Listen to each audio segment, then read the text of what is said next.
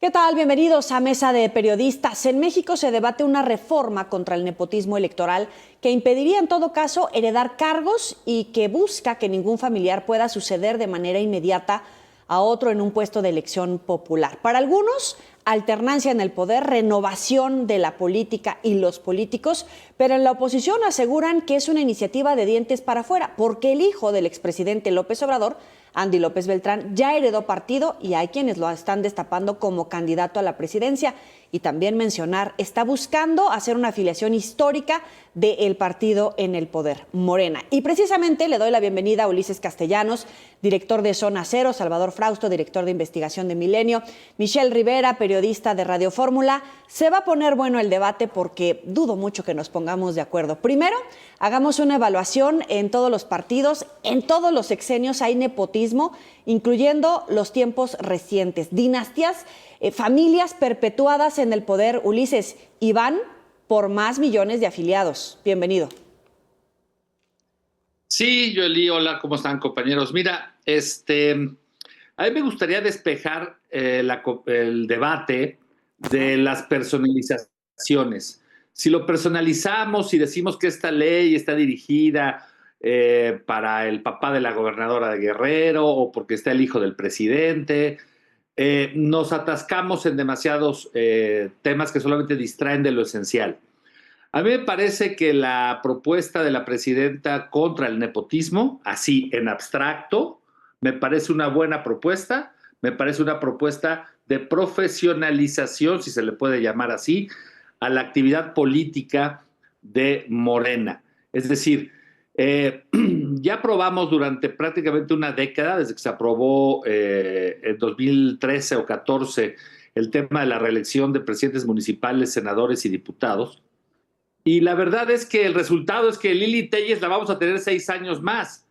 Entonces, no es buena idea de ninguna manera que se puedan reelegir y mucho menos que puedan poner a sus esposas, esposos, hijos, hijas. Entonces, si no lo personalizamos, y esto aplica para Morena y lo demás, lo de la reelección aplica para todos, me parece que es una buena iniciativa. Y aquí retomaría lo que dijo Noroña. Nadie le está prohibiendo a Salgado que sea candidato al gobierno de Guerrero en esta próxima elección. Simplemente que se espere 6 años. Entonces no pasa nada. No pasa nada. Me parece que es una buena idea la profesionalización si solamente hablamos ahorita del tema del nepotismo.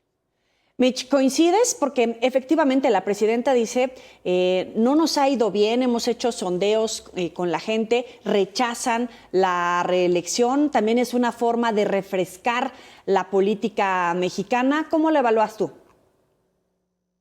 Bien, creo que justo estas dos iniciativas que presentó la presidenta aquel 5 de febrero en Querétaro involucra mucho también a Sonora porque tenemos claros casos de cómo la reelección has hecho tanto mal, como bien lo mencionaban, el resultado sobre todo de algunos alcaldes, independientemente de los partidos, y que la operación electoral esté limitada a su estructura, porque la gente de Sonora es de los últimos, los estados que ocupa el último lugar en votación. Imagínate, se queda en manos del poder las elecciones, es decir, se quedan los alcaldes que hicieron un mal trabajo, evidentemente, porque ni servicios públicos eficientes, ni tampoco hay seguridad. Entonces yo creo que por un lado nos beneficia mucho que se apruebe la no reelección. Y por otro lado, Sonora también tenemos una familia que se ha extendido en toda la República Mexicana y ocupa puestos importantes. Este es un claro ejemplo de lo que no se debe hacer. Entonces me parece que son positivas ambas propuestas y sobre todo algo quiero dejar también claro, lo que abonaría a la reelección,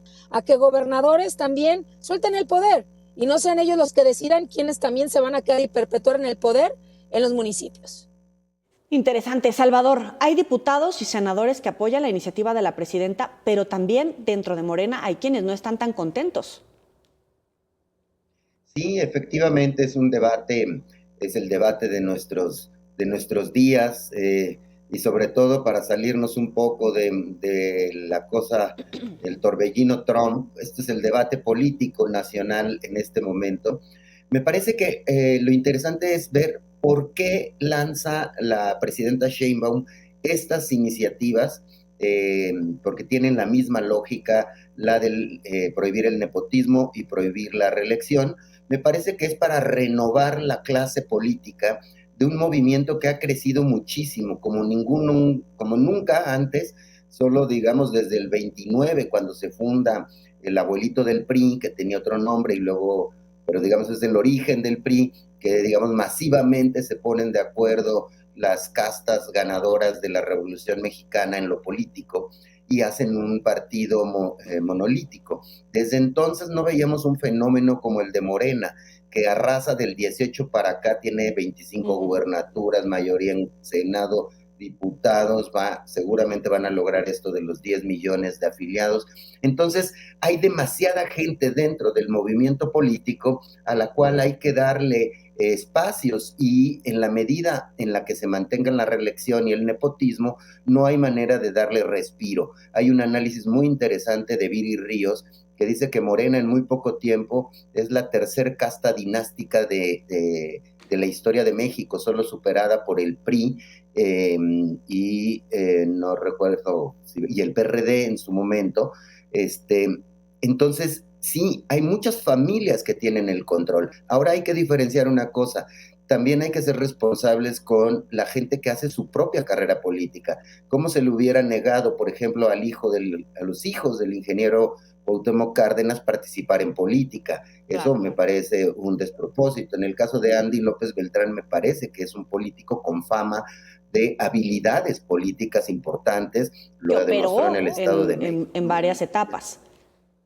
Exactamente, y parece que lo van a lograr. Es decir, esta campaña de afiliación de los 10 millones, y lo logra, el que lo logre se merece dirigir un partido, caray, pero tiene que dar resultados, tiene que mantener unida la clase política. Y cierro el comentario diciendo, hay cosas que me parecen deplorables que están ocurriendo y contaminando a Morena, que son los yunes, no aclarar los escándalos de los Cuauhtémoc Blanco, es decir, toda esta ranfla de gente que ha entrado al partido para pagar ciertas medidas políticas, pero algunos realmente valen la pena. Es increíble. Oye, ¿no? Ya vimos lo que pasó con Lili Telles, ¿no?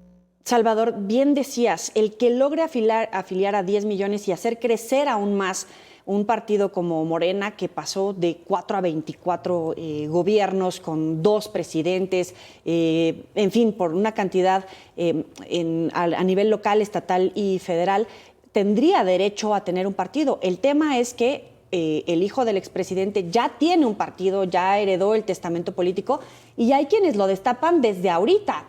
Y cabe la pregunta, ¿no es un primer ejercicio de nepotismo? No, tiene su propia trayectoria y sigue trazando su propia trayectoria. Y otra cosa, a mí no me parece que él esté dirigiendo el partido, lo está dirigiendo alcalde. Luisa María. Luisa María Alcalde está dirigiendo el partido. Uno habla con morenistas y las interlocuciones centrales las tiene Luisa María Alcalde, que tiene todas las credenciales también. Estuvo en gobernación, fue una estupenda secretaria del Trabajo. Una de las grandes transformaciones del sexenio anterior ocurrió bajo el mando de esta mujer, que por ser mujer y por ser joven, la juvenean y la tildan de que ella puede ser manipulada. Luisa María Alcalde es un personaje político de nuestro tiempo, y Andy también. Si volteamos a ver al dirigente de Acción Nacional, por ejemplo, o al del PRI, caray, ¿qué están haciendo? Nada. Este pobre señor del PAN, si no es corrupto, qué desperdicio de facha. O sea, lo escuchamos hablar y emana mal aspecto. No sé si ustedes lo invitarían a su casa, pero igualito, sin esconder la cartera, ¿no? Pero hay que ser serios con la labor política que están haciendo 2 jóvenes interesantes de nuestro tiempo, como son Luisa María Alcalde y como son Andy López Beltrán. Mitch, ¿coincides?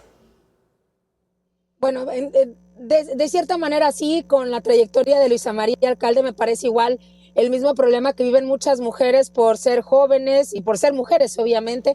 Pero en el caso, por ejemplo, del hijo del presidente Andrés Manuel López, Sí, no, claro, creo que y lo seguimos viendo con la presidenta, ¿eh? Vemos nada más la oposición en decisiones tan importantes que deja tú, no se tendría que celebrar, pero al menos cerrar filas, como lo que nos está pasando con Estados Unidos. Vemos el nivel que tiene la oposición en México. Lo que yo veo en el caso del hijo del presidente Andrés Manuel López Obrador, y sin verlo o tallarlo del todo como nepotismo, es que justamente como estas figuras por la popularidad le pueden quitar de un día para otro, pues a lo mejor la posibilidad de que otras personas lleguen. Vamos a suponer que Omar García Harfuch pues hace un buen papel como secretario de Seguridad y es contemplado por Claudia Sheinbaum como un aspirante directo a la presidencia de México. Ahí puede haber un escenario interesante si un grupo busca que sea hijo del presidente López Obrador y por otro lado la presidenta impulsa a un personaje como Omar García Harfuch, pues ¿quién deberá privilegiar? Obviamente Morena, el que demostró en el sexenio que tiene capacidad o el otro que logró afiliar o políticamente pues trae un legado como el de su padre, ¿no? El de la Cuarta Transformación.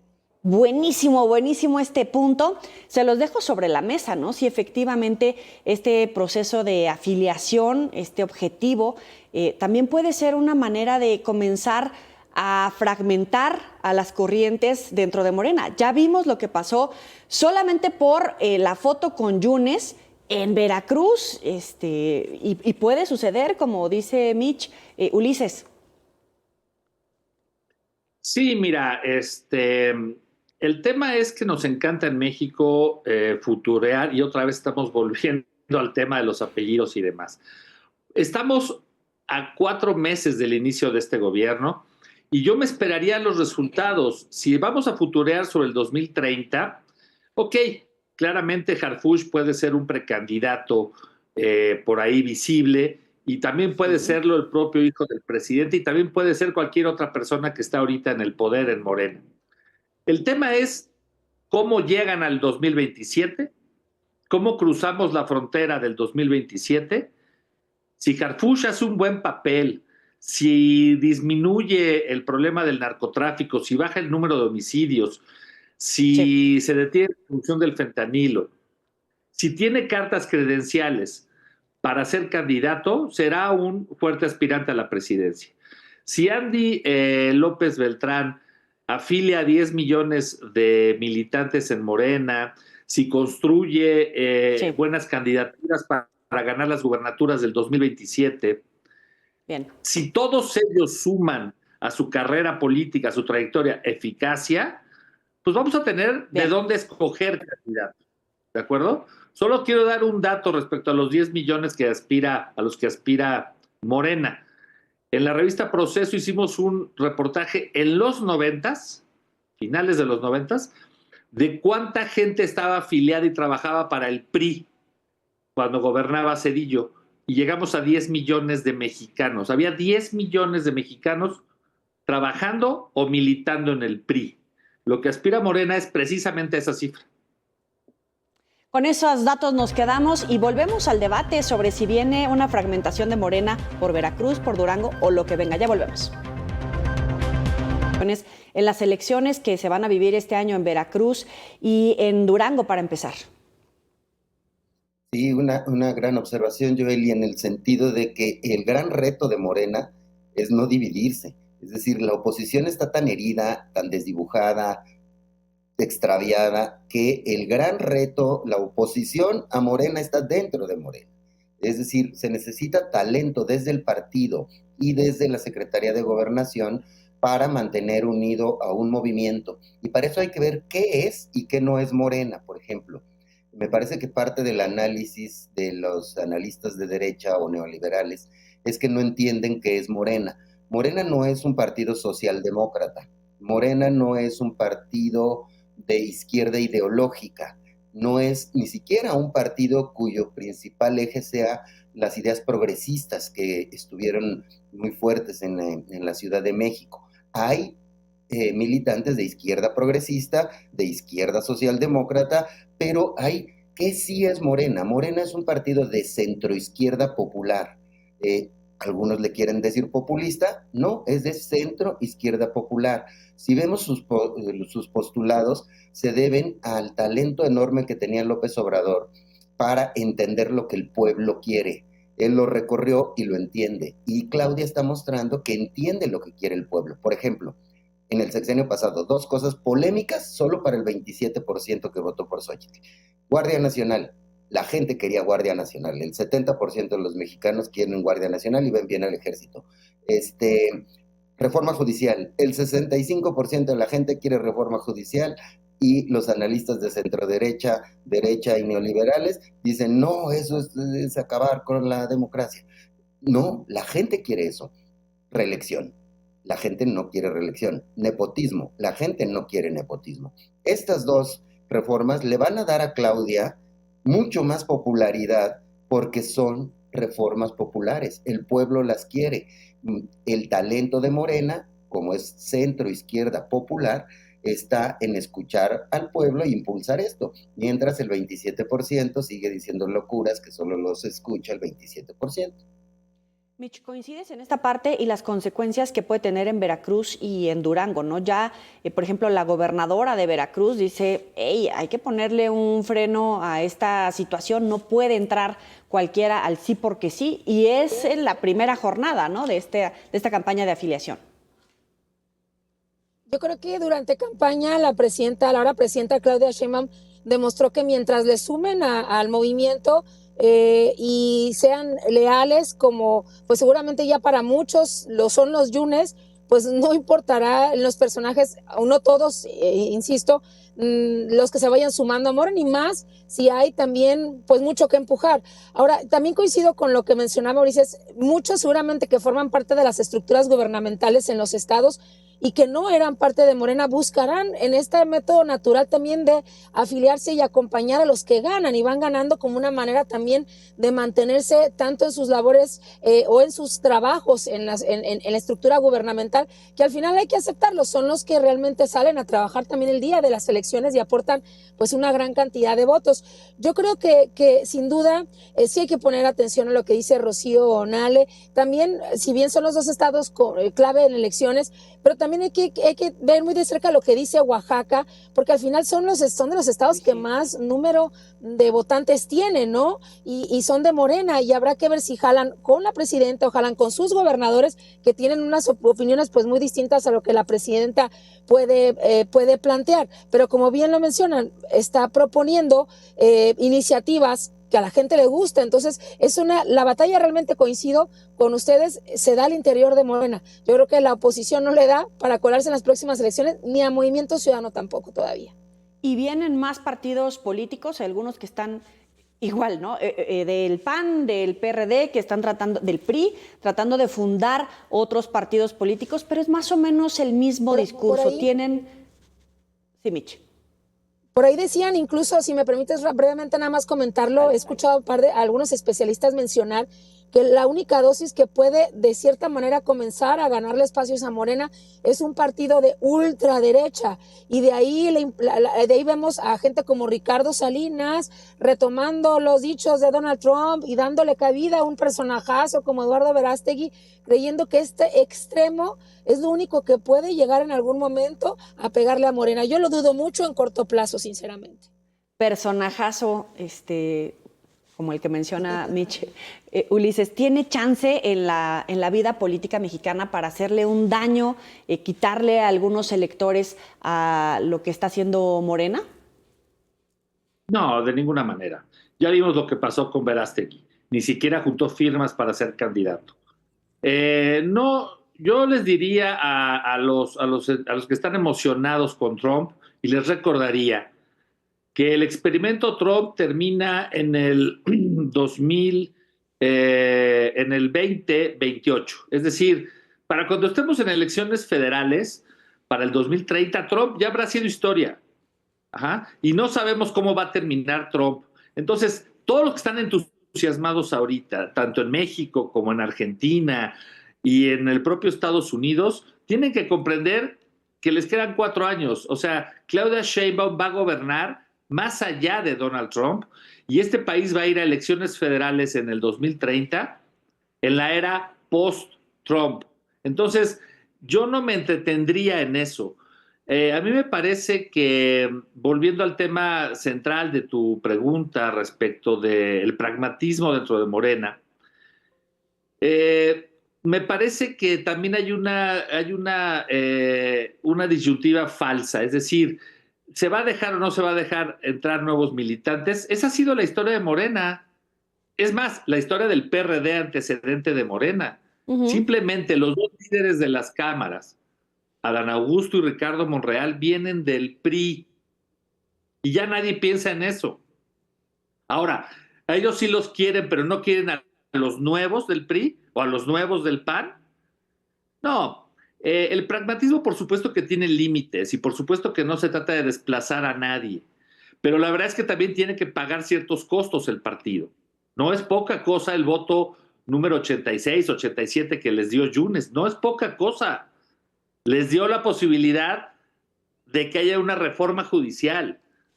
Eso por supuesto que vale la Comisión de Hacienda. Ahora, ¿quién protesta? Pues solo protestan en el barrio llamado Veracruz, en donde estos dos vienen de pelearse, pero no están viendo el paraguas nacional. ¿Qué es lo que quiere cualquier político? Y aquí voy concretamente a la gobernadora de Veracruz o al gobernador de Oaxaca, que cada uno dijo que no quería que Murat o Yunes entraran. ¿Por qué? Porque no quieren compartir el poder ni un ápice, porque quieren gente de absoluta confianza en sus círculos de poder, porque no quieren que haya una persona medianamente cercana al poder de ellos, solo de ellos. Pero la inclusión de Yunes o la inclusión de Murat tienen que ver con un proyecto nacional, con un proyecto de gobierno nacional que Obrador entendió muy bien en su momento. López Obrador dijo en 2006, después de, vamos a llamarlo, del fraude, de la derrota del 2006, y dijo en alguna entrevista que estaba arrepentido de no haber aceptado el apoyo del Baester Gordillo en su momento, cuando le ofreció algunos millones de votos de la CENTE. Y López Obrador dijo que no los necesitaba y quedó así de Calderón. Y años después dijo, debía haberlo aceptado porque la idea era llegar al gobierno. La pureza no es eficaz, no es eficaz. ¿Quiénes están protestando porque llegan ellos? Los que creen que les están quitando algo. Pues yo no sé a qué les están quitando qué, pero en todo caso a ellos no los quieren simplemente porque no confían en ellos y otra cosa muy importante, porque no sienten que vayan a ser sus posibles cómplices en cualquier otra cosa que vayan hacia adelante. Michi, tu comentario final, y te lo pongo en estos términos como bien dice Ulises, ¿no? El pragmatismo tiene límites y esta idea de los puristas pues también se va marginando, pero ¿tú cómo lo lees? No, es que coincido completamente con sobre todo las dos últimas situaciones que planteaba con lo de Andrés Manuel López Obrador. Bueno, ahí viene el rasgo de cómo mientras sume, el objetivo es uno. Y creo que así lo ha demostrado Claudia Sheinbaum también al llegar al poder y por eso sumar a todas estas personas. Pero también creo que con esto los Yunes se hacen más fuertes. Y no nada más es el hijo, es el padre también. Y en el caso de Alejandro Murat es innegable el poderío y los alcances que tiene en Oaxaca. Y coincido con él que efectivamente el afiliarlos y pegarlos los hace más fuertes, obviamente en sus estados, tanto en Veracruz como en Oaxaca. Coincido totalmente. Un minuto, Salvador. Coincido con Michi, que si hay una oportunidad, un nuevo partido en la ultraderecha, pero se tendrían que unir porque están divididas la ultraderecha, entre los Verástegui por un lado, los republicanos por otro, otras expresiones que han salido del PAN por otro. Si se unen, hay oportunidad porque ante el vacío de liderazgos en la oposición, la gente está creciendo, digamos, el movimiento trumpista. El 25% de los mexicanos ven con buenos ojos a Trump. Es decir, es una muy parecida a los votos que sacó Xochitl Gálvez. Como los panistas y los priistas y no encuentran liderazgos a quien seguir, es muy interesante que se ve una simpatía a Trump en ese sector. Yo creo que le quitaría votos al PAN y al PRI un partido de ultraderecha, no a Morena, pero ahí hay un movimiento y que si vemos la tendencia mundial de Trump, Milei, Bukele y el señor de Ecuador, tienen esa misma lógica, es decir, sí hay un crecimiento en un sector de la ultraderecha. Creo que en México no tanto como en Argentina o en El Salvador, pero sí hay un movimiento que Trump está jalando a esas simpatías. Salvador Frausto, Ulises Castellanos, Michelle Rivera, gracias a los tres por estar con nosotros en Mesa de Periodistas. Nos vemos la próxima.